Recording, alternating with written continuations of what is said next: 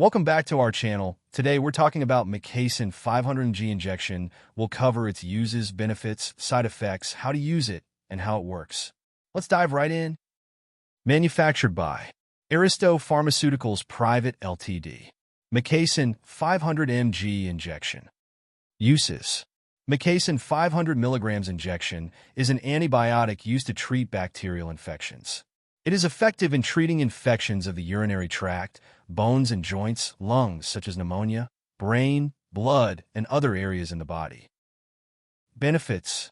Mikacine 500 mg injection works by stopping the growth of bacteria responsible for the infection. It is administered by a healthcare professional, either through a vein or a muscle. This makes it effective for serious infections that require precise dosing and immediate treatment. Side effects. While Mikacine 500 mg injection is effective, it can cause some side effects.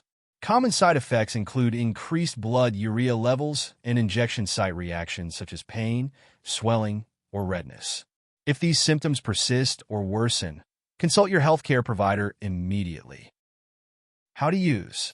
Mikacine 500 mg injection must be administered by a healthcare professional, such as a doctor or nurse.